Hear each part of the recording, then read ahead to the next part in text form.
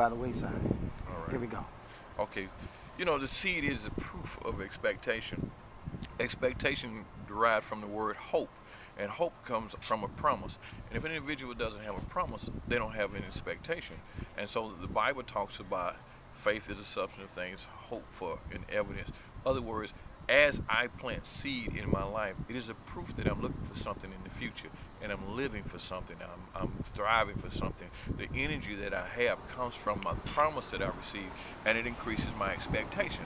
So my expectation motivates me, it stimulates me, it gives me drive, it gives me understanding to do what normally people can't do, or they always fall by the wayside because I'm tired, I don't have this, I don't have that, because there's no vision. Expectation causes vision to come into existence, and vision gives you energy and insight, man, that just actually keeps you on top of things.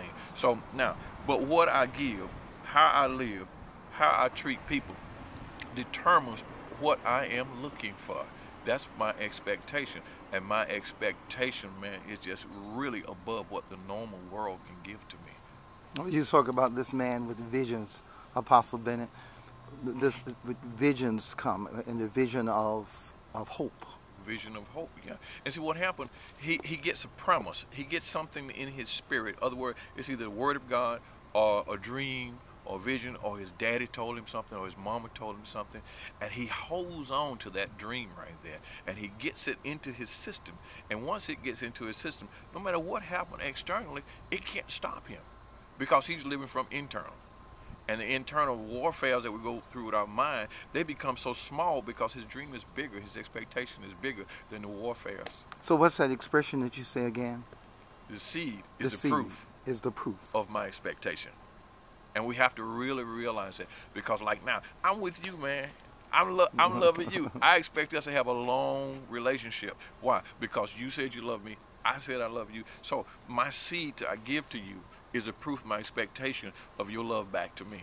So when you say seed, when people sow seed, is this the same sort of thing? That the seed, what they plant? What they plant, whether it's money, whether it's time, whether it's education, whether it's exercising to lose weight, whether it's stop eating, they have an expectation. And that thing, it illuminates them, and they have a drive. And that drive just really takes them to what they're looking for. So we look at the hope, and hope, like I say, is expectation. But I have to have a seed. I have to have a seed planted to prove that I'm expecting something to happen. Thank you. Now, but sow seed. As long as I walk around with seed in my hand. As long as I walk around with seed in my hand and don't sow it and don't put it in the ground or don't put it to use, it's not going to do me any good. You see, because just a seed itself in my hand, there's laws in the earth. And these laws in the earth has to do with seed time, harvest time. The ground itself can't produce, the seed itself can't produce, but together they produce. So if I have it in my hand and don't put it in the prospective place, like in a minister's hand, a ministry, or a mission field, a building, or savings, or investment, all that. In other words, my seed into that is proof that I'm looking for something in the future.